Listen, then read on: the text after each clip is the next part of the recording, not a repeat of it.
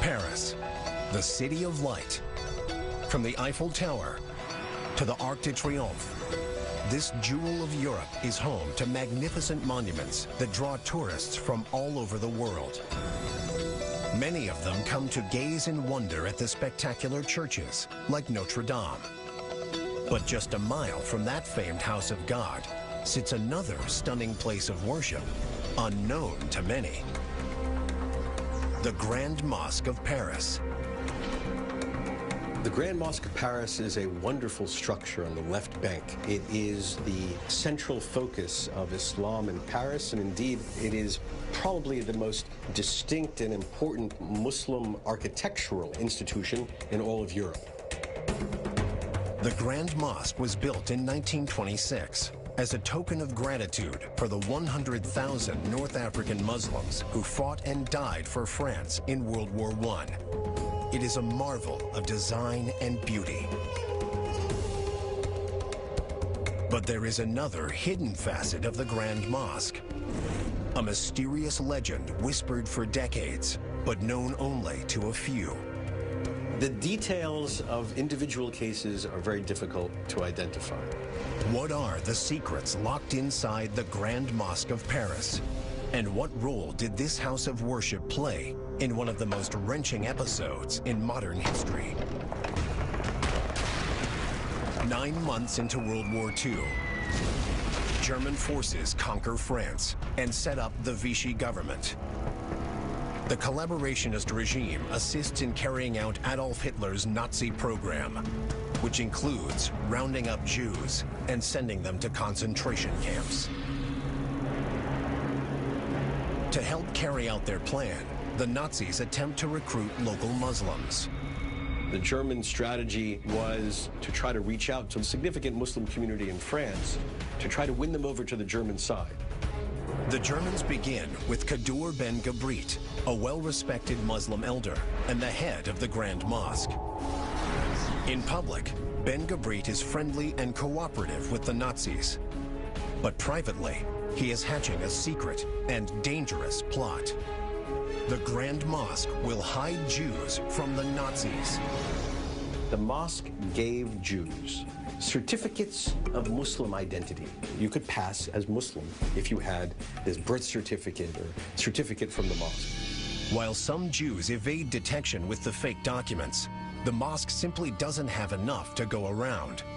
So Ben Gabrit ratchets things up, this time using the mosque itself. The underground pathways underneath the mosque, which led out to other streets and other neighborhoods, were places where Jews and others were protected. Ben Gabrit's plan to hide Jews in these passageways is soon put to the test. There was one very celebrated testimony from a gentleman named Albert Assouline. Assouline, a North African Jew, escapes from a German prisoner of war camp. After days of traveling in secret, he arrives in Paris and makes his way to the Grand Mosque. But in the Nazi-occupied city, Assouline is far from safe. While he and other Jews are hiding inside, German soldiers suddenly raid the mosque.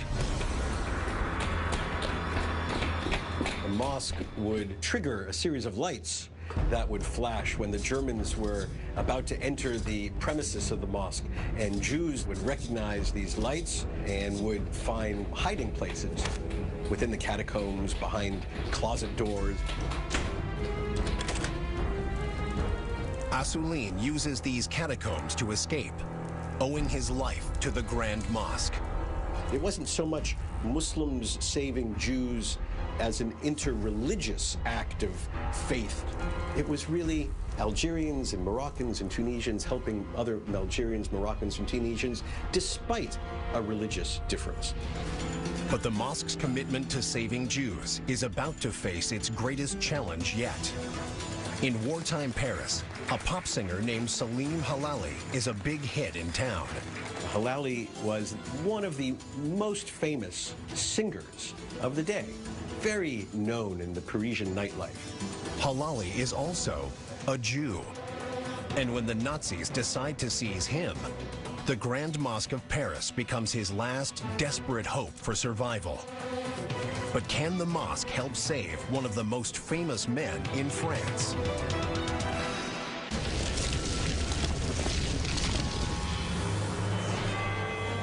France, the Grand Mosque of Paris. At the height of World War II, the mosque is secretly hiding Jews right under the noses of the occupying Nazis. There was a natural willingness of some of the leaders of the mosque to assist countrymen who were facing severe life-threatening danger because of the Nazi occupation.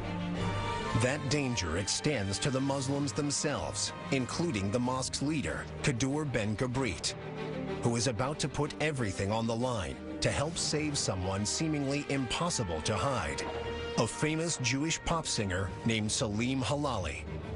He was Jewish from Algeria. He thought that he would be immune from the Germans because he was so famous. But of course, he wasn't.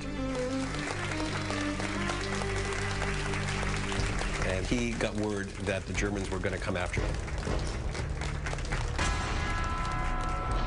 Ben Gabrit secretly supplies Halali with fake papers that say he is a Muslim.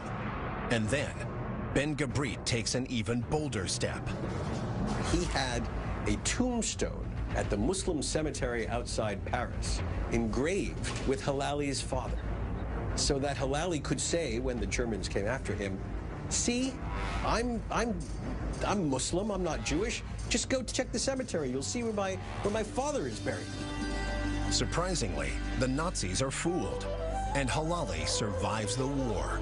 And he, to his dying day, and you can check the obituaries of Halali, thanked Ben Gabrit for saving his life. Ben Gabrit, for his part, keeps silent on the mosque's role in hiding Jews. When he dies in 1954, he is buried in a wall of the mosque, taking the secrets of the rescue mission with him. Today, the Grand Mosque of Paris attracts both worshippers and visitors from all over the world. And its heroic efforts still resonate for all who walk through its doors. It's a story that everybody can appreciate because it's a universal story of rescue and protection at a time of intense danger. And that brings a very faraway culture right at home.